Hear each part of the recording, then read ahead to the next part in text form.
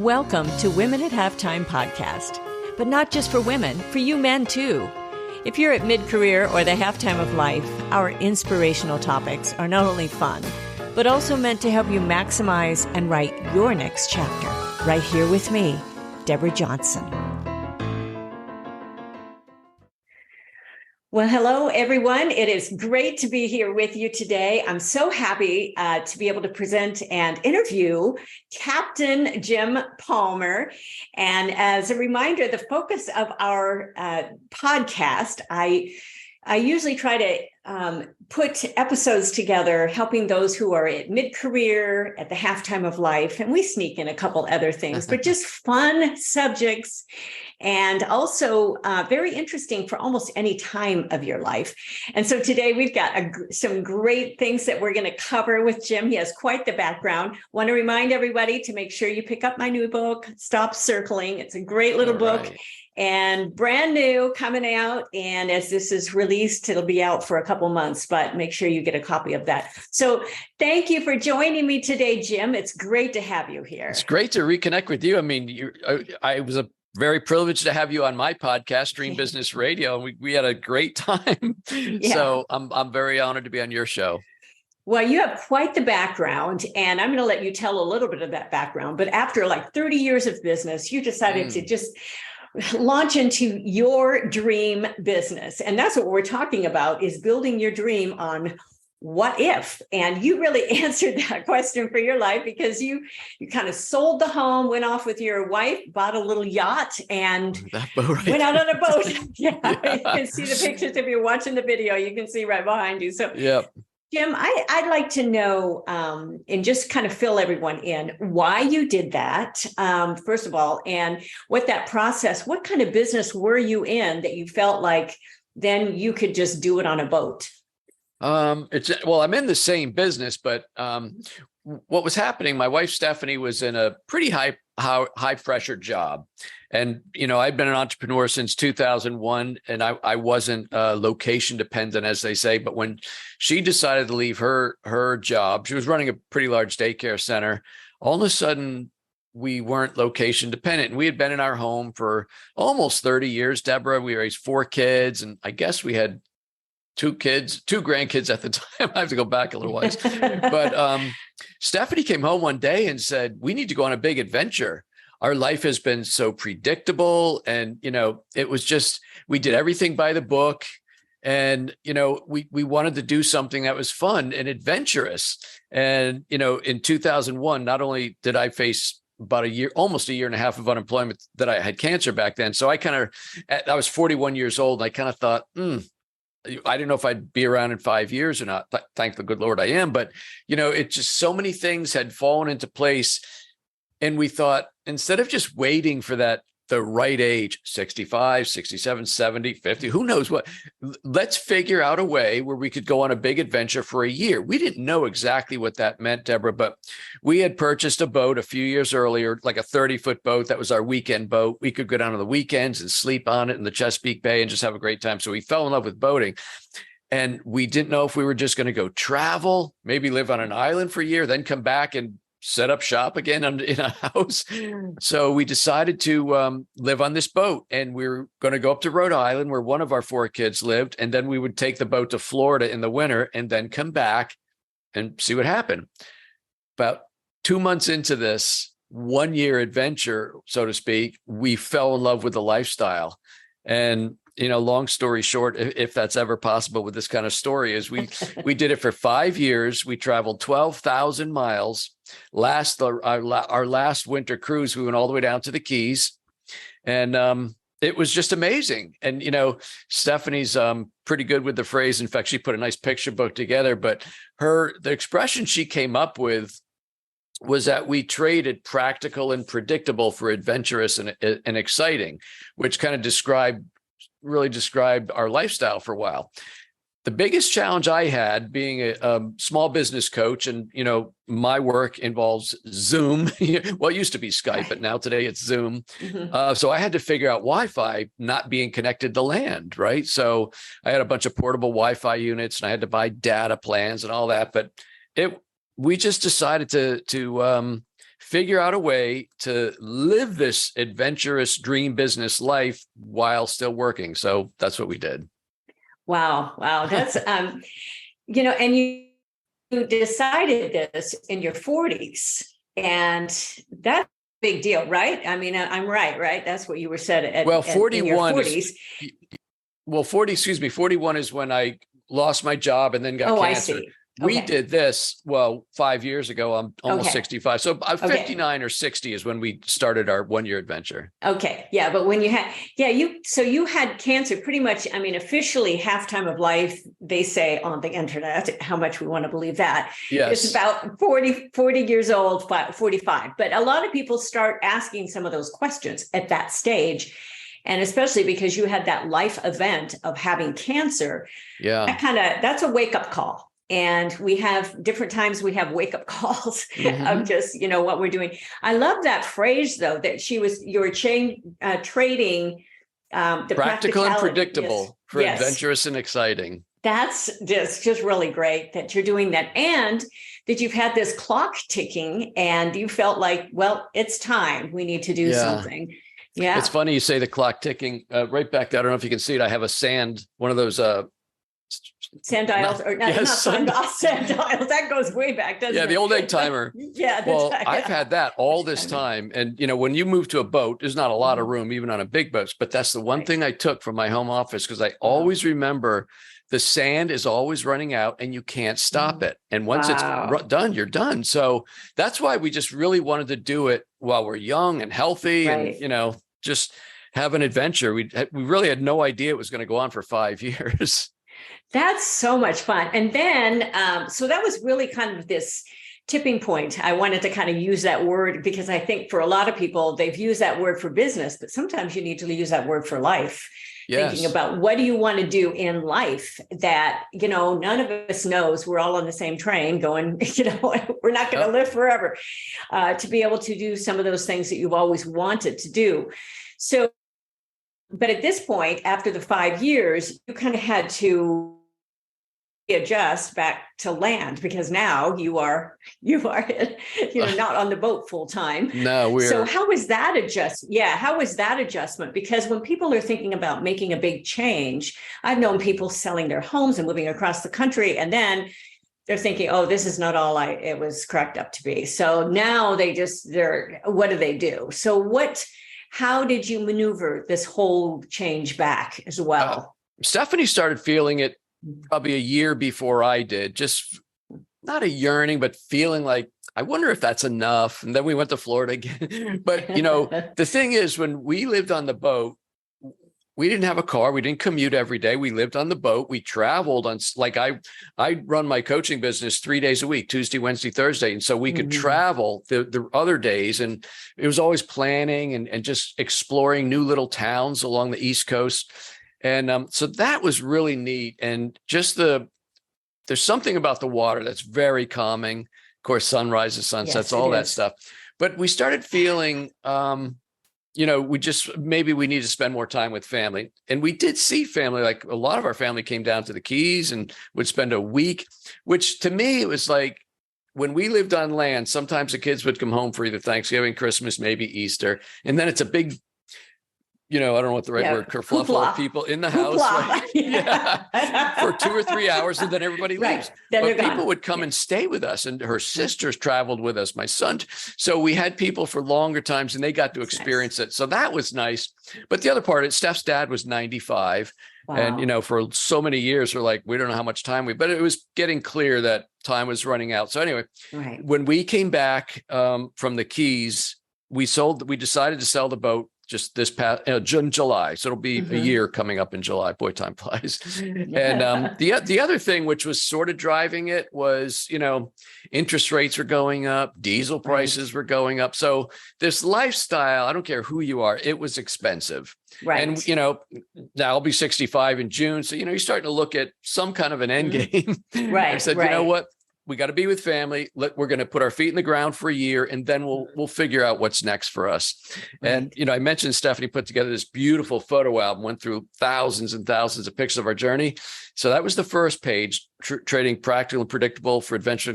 The last page, because we were both sad, right? Oh. But on the last picture, it says, "Don't cry because it's over. Smile because it happened." And wow. I mean, it really encapsulates this amazing 5-year, we call it our big adventure that we had. Right. And it'll just be very special always. A lot of people would love to do something like that, but they're afraid about. And I mean, you're talking financially, you're talking about things have changed in the last couple of years, especially. And with our economy, it's been amazing with the prices and a change in everything. Everything has turned upside down. And so now there's just so much uncertainty. And as we record this, I have a podcast coming out on the financial, how not to panic. And, the head trash of that, I had my husband on with me, who was an RIA, and he's been in the finance, as well as his other background of professional athlete. But it's good to look at some of the practicality. And so you do need to look at the numbers but yet not lose your dream, the what ifs, if you plan ahead. And it sounds like you did plan ahead, and now you are still planning, and you've business. I want to talk about that a little bit too, because it's all on your dreams. And what are you doing these days to encourage people with their dream business, but yet there are a lot of other challenges. So you talk a lot about finances, and you've got books about that and all of that. But what sort of how has that changed for you? And not only being back on land now, but with today's economy. You really put your finger on it, Deborah. There's a level of uncertainty right now. Mm-hmm. It's been for at least a year, maybe a little bit more, but there's a level of uncertainty. You're not sure what's going on. Yeah. So on one hand, it's like, well, we're pretty comfortable in the boat. We can always just stay somewhere. We can move if we want to, but then there's uncertainty about that. I mean, honestly, when we were, that big, beautiful boat I had got 1 mile to the gallon. And so we take 300 to 400 gallons at a fill up. You think, 15 or 20 gallons is a lot, but they started actually talking not just about $5 a gallon. And we were actually happy at the end of it to get $5 a gallon, but there was going to be shortages. Well, we can't run on air. We're not a sailboat. So there was a lot of uncertainty. And, being a business owner, that's just one of the things you deal with. Right. You mentioned the what ifs. The what if, I call it in my book, Decide, they call the what if factor, which are things that can hold you back. Mm-hmm. You start thinking about, well, what if this goes wrong? What if that goes wrong?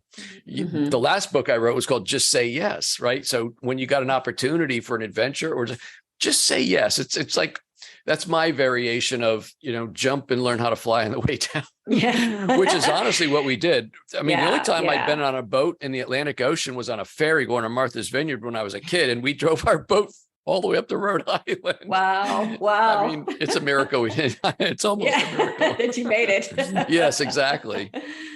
Wow. But no, go ahead. I didn't want to interrupt. But on the business side, so much of our personal life, and of course, I'm all over, the internet. We had a blog, we had a YouTube channel for our boating adventure. And I think it really, being an entrepreneur is all about, looking at a challenge or an opportunity, assessing risk, and say, let's go do this. That's really how we approach this live aboard lifestyle, as they call it. And to be honest with you, Deborah, the 2 or 3 years before we did that, I've been blessed with some success and had various businesses and now coaching.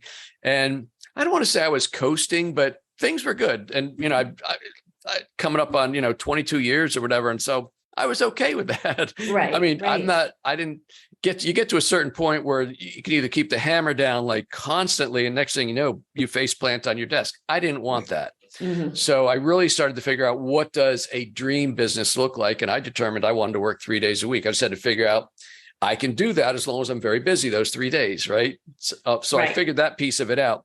But the other components are there is risk. There's always risk. it's risky leaving your job with a paycheck, direct deposit, and paid vacation, some sort of insurance, you know. Right. So, and being self-employed. So anyway, I guess what I was trying to say in some now clumsy way is it reawakened that entrepreneurial, just go do something big and fun. Because we never intentionally put ourselves at risk, but we found ourselves out in some floppy seas, our anchor dragged at night. There was smoke in the cabin one night at 2 a.m. I mean, there's some things, but we always managed to figure it out, which is what you do in business. So it was really, I think not only was it an amazing big adventure, but it kind of reawakened some of my entrepreneurial instincts as well. Oh, that's great. Yeah, just to figure it out. You have to do that as you go along. There's so much of life that way. I was working on sound files this morning and kind of making sure all my ducks are in a row for licensing some of my musicals. And, and I realized that some of the sound files were not in the right format. And so you just figure it out. And it's something I do not suggest does, because it's pretty technical, but it's something that you figure out how to do it. And if one thing doesn't work, you figure out another thing, how to do it. And so you've done that with your business on a boat and with your figured out the Wi-Fi and everything. Yeah, Wi-Fi would be a big deal on a boat. I tell you, we have enough issues if the power goes out or something, we had winds last night. So, power goes out, you just, those little things that you have to have a backup for. And if you're an entrepreneur, this is just what you do. You just figure it out and think, well, okay, if it doesn't work that way, let's try another way. Doesn't work out.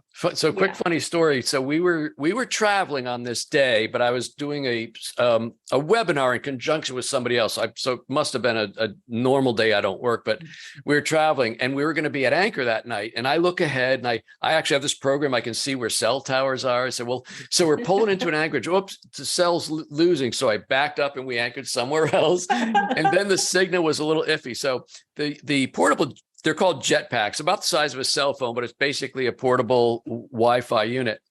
And Deborah, on a boat, we have these things called boat poles where they extend, 3 sections with a hook so you can grab lines and things like that.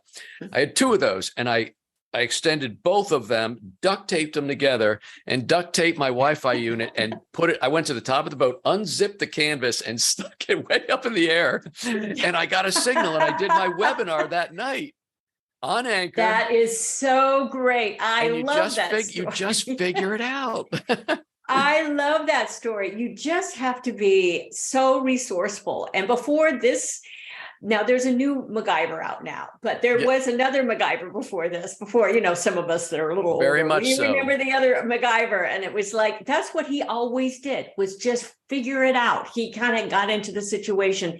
And we all, as entrepreneurs, have to do a little bit of that. We have to say, well, it doesn't work this way. I had a sound module, still it doesn't work, but I figured out another way to do another little quick sound edit where a word had cut off in an audio link that I had done. And those little things. And this was with a book I had written. So it's, oh my goodness, it's those sort of little things that we do. It doesn't matter. All of your expertise crosses over in every area. Believe me, that's what I help people do. Your experience is not wasted. You will use almost every single thing you have learned and then more. So you will build upon that. So that is a great, I love that story. I can just visualize that of just having. I've got pictures of it. That would be great to see. It's pretty funny looking. Yeah, but if it works, it works. That's just the main thing, so that's really fun. So now you've written books. I wanted to talk about that a little bit. And I'm glad that we got to talk a little bit about your coaching and your business, because you've been a coach for a long time. I don't do a lot of individual coaching. I do mostly online programs, and I add on some coaching onto some of those with select ones. But otherwise, I don't focus on the individual. I think it's because I've taught for so many years. I started teaching piano when I was 13, so I don't do a lot more. Goodness. A long time, believe me, very successful, but a long time. So, but you've written books, and you've written a number of books. Yes, that are on Amazon. That are on Amazon. And a lot of them have completely free downloads. Now, I want to know why you did it, completely free downloads, how you set that up on Amazon, and how are those, because a lot of entrepreneurs are going, okay, I need a lead magnet. What do I do? I mean, those are kind of adding like to your, all of your product as almost lead magnets, because the ebooks you've provided free. So how did you set that up, and why? So it's an interesting story. A good friend of mine who's been in my program a very long time, Dr. David Phelps, runs a successful program called the Freedom Founders. And every time I publish a book, he'd interview me and vice versa. Well, David put out a book about 2 years ago, and it was 5 investments you need to make. So I'm getting ready to interview David. And so he sends me a copy of his book, and the third investment is called Invest in Your Legacy. I thought it's usually financial, but invest. And he talked about, what you're going to leave behind. It's nothing to do with your houses or your boats or your checking account. It's what is your legacy going to be? And honest to goodness, this 2 years ago, so I'd be, 63, I guess, at the time. And I hadn't thought too much about it. Kind of like when I was 41, I had no idea how short life might be, but I'm getting a little white on my face here. And I started thinking about my legacy, and I've helped an awful lot of people. I've been coaching like literally hundreds since 2009, and I feel good about that. But then I feel like there's more to do. And so I started thinking about what can I do so here's my conundrum, Deborah, how can I help more people, yet I don't want to work more than 3 days a week anymore? Yes. I've done the 80 hours a week for at least 10 or 12 years. And that's when I started shifting. I didn't want to work harder, but I still wanted to make a bigger impact. Thought about this for 2 or 3 days, and literally, again, because of my age, I probably get up early one morning, very early, and my brain kicks on. And I thought, how do I solve this? And then it came to me, the reason I'm in this conundrum is a book, David's book. I've got books, right? So I decided I wanted to make the digital copies of my books free. Now, Amazon does not let you price your books for zero. You got to price them for something. So I can't tell you what I did because they probably not like it, but I figured out a way that my Kindle books could be zero cost. They're also on the iBook store for zero cost, and on Barnes and Noble at zero cost. And so I've been promoting that as part, I called it my legacy building program. And I don't get any stats from the iBook store or Barnes and Noble, but I think we're over 40,000 books have been downloaded from Kindle books on Amazon, which makes me really happy. A side benefit, and this is not why I did it, but I've gotten like 2 clients from it. So, writing a book is it's a very good tool. It's a lead magnet, if you will. But I know that the information in my books is getting out there. And if it's read and that if it's implemented, it would be helping people. So that's what started it. It's my legacy building program. Well, that's great, because a lot of people are thinking more about their significance at this point in life. Yes. And especially at mid-career, if you've been very successful, I know a lot that are just hard driving, been at it.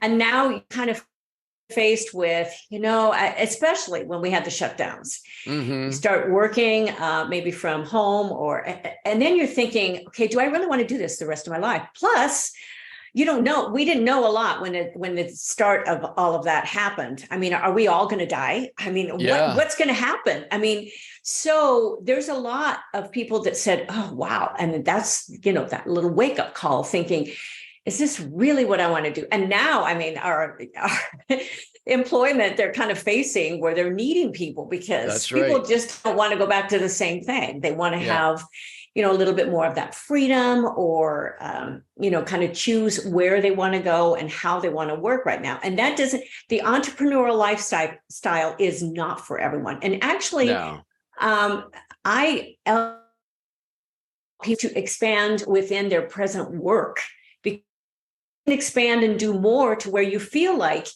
you're still having more of an impact and you're having more significance. But you're kind of just switching your mindset a little bit and switching your emphasis a little bit. It's really interesting you use the word significance because as you and I are recording this, and I did I do little posts on Facebook, LinkedIn, et cetera, but I talked about the 4 phases of an entrepreneur's life. And I related it to, because, when you're in your 20s or 30s, you're thinking about one thing, and then you get in your 40s and your priorities shift, and then 50s. So everything shifts. And I thought, in the life of an entrepreneur, you initially take a risk and start a business because you want to take more control of most likely your financial needs. Like, people say, I want to control my destiny. Well, that's fine, but you probably want to make more money too, being a business owner, instead of just working. So there's initial stages, finance. And then you get into a stage where you want to have more of an impact, right? I want to serve a bigger audience. After you get a little comfortable, maybe you're not week to week cash flow crisis. Right. And then the next one is you want to have your entrepreneurship be one of significance. How can I have and then the final one is I consider to be legacy. What's your legacy? I think as the different stages of life, and it may not relate to 20s, 30s, but the different stages, I can tell you, I think completely different about my business today than I did when I started. I got to generate an income. I got a family, and then it keeps shifting to where I wanted to have a bigger impact. Then I really want to have a significant impact, whatever that means. But now I'm really focused on legacy. So that's kind of how I think about it. Well, and that's why, and I've known more than several people that have talked to me, and they're writing their memoir, because now they feel like they're not really a writer, but they're writing. And I've encouraged people. They said, I've always thought about writing something like that. But I said, just start journaling, just put it down, and you can get someone to help you put all that together. But really, what are the kids, grandkids, their relatives, maybe, or maybe just people in their company or in their business, and how can you leave something that will help others or understand the journey that you've been on? And if we don't write these things down, they're lost. And I've interviewed some people with, some of my books that they've told me, I've never told this story before. Don't say my name. And one of them, I couldn't use her name. And, because she had come from, a really repressed situation. And so, but it's interesting if we don't take the time to tell those stories too, when you think about legacy and where we want to leave, because, we're all kind of headed the same place, we're just, and I think a big wake up, even with changing around even my schedule and my focus, because I've done so many live events, and I take a certain number of live events now. I love, live audiences. I love even, music of what I do now and then. Still work with the Disney Corporation some, but still I'm picky and make sure that I'm putting in the travel that I want to do as well, because with my husband, because, when you lose both parents, we lost both sides within 5 years. Oh, wow. And all of a sudden you think, we're next. That's right. That's where Stephanie and I are. I mean, talking about the legacy. Train's coming. And that's right. Yeah. So so Steph's dad did pass away a couple of months ago, but one of the things he did I think he worked on it for at least 10 years, but in earnest, the last 5 years was the whole side of his family, because he was born in France and Russian immigrants, and just an amazing story. But he put all that in a book, so his children and grandchildren could understand his journey, but also more importantly, I think, is also what you have here, in this country. Right. There's some horrific stories in there. But anyway, but you're right. People don't. And listen, when I wrote my first book, it was in 2009, and that's way before publishing on demand. Literally, I had to decide, did I want to order 3,000 copies or 5,000? And they're printed and shipped to you. I mean, talk about a commitment. It's like you gulp really hard. Yeah, it's scary. I know. That's a lot of books in the garage, right? Stacks of them. And today you could literally write a book and be a published author on Amazon for like almost no cost. Right. And if somebody buys it, they print it and ship it. So it's a pretty cool thing, but that wasn't always the case. The same thing, because I've been a musician for years. I have a lot of CDs in my closet, because now people are wanting downloads, and they're not just wanting the CD product. I still send those, but there's less and less and less. And so, but that's what we used to do. That's always artwork too. On my first album, it was not, it was mailing, and it was making sure they had to do everything, that just dates me a bit, but it's quite the progression of what, the technology has done for us, and so many possibilities. So, yeah. But that's, and I interviewed another author that is working on his ancestry and generation. He's been working on his book. He has a Facebook site, and I could, if anyone's interested, they can contact me, and I'll give you the links to his site. But he works book, and it's getting bigger and bigger. I think it's about 1,000 pages now. But oh my goodness, it's the wealth of the history that he's found when he started. People are interested now. Where did I come from? Where's all the extra parts of my family? And we're traveling to Italy because my grandmother came over. She was an immigrant from Italy, and full on Italian. And she was very talented. She's the one that played in Carnegie Hall, violin and mandolin when she was 16, and graduated from the Conservatory of New York Conservatory. And that was very unusual for a woman at that stage. But I wanted to know a little bit about where, she had come from, and that sort of part of the family. And I think that's some of these trips and some of these things, just like what you did with the boat, and experiencing one of these things for you, but you're also able to share it with others. And that's right. That was part of our goal initially, was to share it with family, and we lived in that same house for a long time. So lifelong friends and neighbors. And then, Stephanie got really good at putting out YouTubes, like professionally editing them, in my opinion. And so we shared a lot of our adventure and journeys and things like that. So people could experience what it was like. Because it is, sometimes we'd pull into a marina for a one night stop, and then we're going to keep going. And we were there for 5 nights because heavy winds and things. So you never know. It's like you're constantly pivoting and adapting to different situations. What great principles. That's another thing that we need to be able to do, is that constantly pivoting, because that's another great principle in your coaching now that you can apply. You've got the stories, and because all these are your stories that you've had. So, sometimes you have to just sit here for a little while and then change course because of the wind or because of something out of your control. And you have to be willing to do this. And that's a mindset, but something that you're able to share then through your business in your coaching, but that you've also lived. So that's pretty fun. On some days we didn't do anything, or I'd catch up on, engine maintenance or something. But the other times I would reach out to the people that were on Tuesday, say, hey, I'm not moving Friday. You want to do a call today? Some people would. So that freed up. And I was able to, I think on that occasion, we were there like Thursday, but I freed up Tuesday. So when the weather changed, I think on a Monday, we were able to travel Monday and Tuesday. Then I worked. I never traveled when, we had to be in a place we're tied up and Wi-Fi. So Wednesday and Thursday were the calls, and then we keep going. So, but it's always, going with the flow. Yeah, that's great. That's you've had to learn to do that. And you had to work with people that were willing, at least, to adjust a little bit to what your schedule was. So that's that's also a good thing. So delightful. And the main thing, you've had so much experience, especially in your coaching and your writing. I was thinking while you're on a boat, how much writing were you able to do? But you were probably driving far less. Yeah. So we're coming up on let's see, April, May, June. So we're about 9 months on land. And I'd say for the last 6 months, for sure, I have become prolific, like I used to be.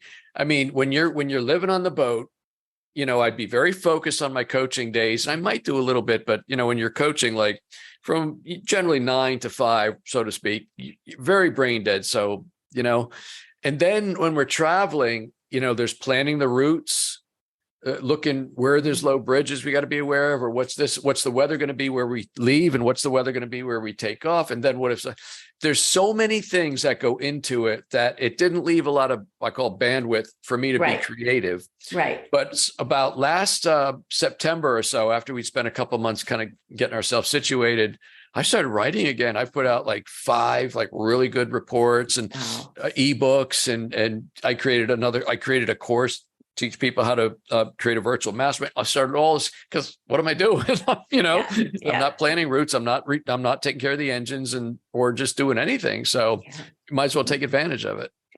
And that's a great point, because sometimes people think, oh, I'm going to do this. In fact, I have a friend and colleague who did that, she made a change and oh yeah, because now it's going to free me up to do so much more writing. And I'm wondering if she did any writing, because she's not in her regular routine.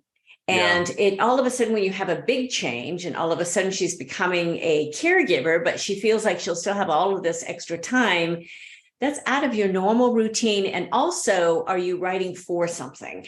So there's a difference there. It's a real, writing is a real, it's a habit, and it's a routine, and it's something, it's a discipline. Should be nurtured for sure. Yeah. And it's a seat discipline, as we call it. But to be able to, keep on that and to have a particular goal for it. And you've created extra, and with your online programs and all of that. So it's, you're back into a regular routine where you're not having a lot of extra things to have to think about differently, weather or whatever it was. And I'd say for the first 3 years, Deborah, that I could be driving 50 miles and, you concentrate, you're not trying to hit crab pots and you're just looking at different things. But my brain was always thinking about clients and things like that. And I would just write things down, and sometimes we'd get in and I had a nice big tall captain's chair up on the bridge, and I would just put my phone and I would shoot a live, and hey, it's Jim Palmer from the bridge of far floating home, and I would just talk about a little lesson just to put it out there, back when Facebook went live and stuff like that. So so I didn't write as much because that was very disciplined of sitting for at least half an hour, and I kind of felt I didn't have that. Plus, I'd rather go look at boats and sunsets. But I recognize, as a content marketer for all these years, you need to feed the beast. So that's how I chose to do it. That's great. That's great. Well, Jim, this has been a fascinating interview, and just kind of get a glimpse of why you chose. You did, and how you answered what if, and that's what I wanted to kind of go in that route. Not that your lifestyle would be for everyone, but in making those choices, as you talked about risk, and you talked about, that you have to use, I kind of brought in how you need to use all of your experience and not be afraid of it. And you never know how you'll use it. And I think you never know when the sand's going to run out. And, one thing Stephanie and I decided was, we don't want to get to be whatever age when we're not mobile anymore, or it's not safe to drive or say whatever age that might be. And we don't know. And just look back and go, gosh, we should have done it while we were young and healthy and, had money and just all this different things. So let's just figure out a way that we could do that. And obviously I'll still work, and she's doing some VA work now, which is kind of exciting. So if we travel again, she could do that. So it's been pretty interesting. And, you've mentioned the what if a lot. And it's actually one of the things I wrote about in one of my books, because I think I call the what ifs like some kind of dream stealer or dream killer, because what I think happens if you see an idea or not a challenge or an opportunity. And for us, maybe it's like, hey, let's live and travel on a boat, or I'm going to start a new business, whatever it is, that initial stage, I call it, it's almost like you get romantically engaged to that idea. Cause it's like, you go to bed thinking about it, you wake up thinking about it. It's going to be great, right? Remember the old days when you're dating. And so everything's cool. And I think there's a little bit of evilness on one side of your head. I don't know what side's the monkey brain or whatever, but all of a sudden when you're really engaged in this idea, the what if factor comes in and goes, yeah. And for me, what if you run aground? What if you run out of fuel? What if you do this? What if you do that? What if you hit another boat when you're trying to dock and all this different stuff? And the what if is what can really, if you don't get a hold of it. And so number one, I say, well, what if it does work? what if I Yeah. do learn how to dock a 50-foot boat? What if I can drive it in the ocean? What if I run out of fuel, but I just call somebody to tow me in? What if I figure out all these different things and overcome and accept the challenge? And we have this amazing experience, Right. but only if we say yes will we have that.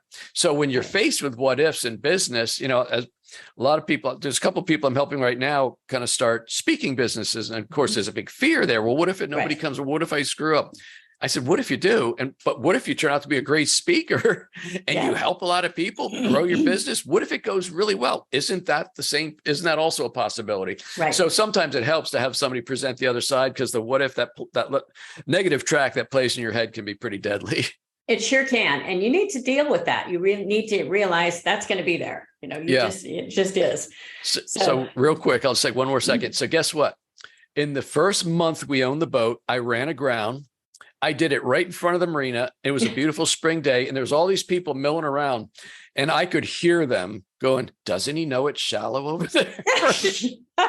We ran out of fuel. We did it all. And we still just figured it out and got over it. So that is really funny. It's humbling, isn't it? It's very humbling. That's right. I tell you, yeah, we've all been there in many ways, different ways, haven't we? So, well, Jim, thank you, Captain Jim. Thank you so much for being an audience.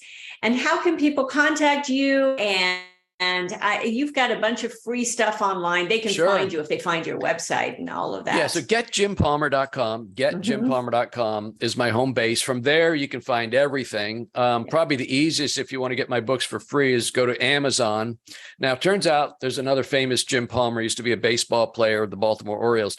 But the shortest title of my best-selling book is called Decide. It's this one right over here. If you go to Amazon and put in Decide Jim Palmer, that book will come up. Then you just click my name, my author's page, and there's all my books, and you can download them all for free.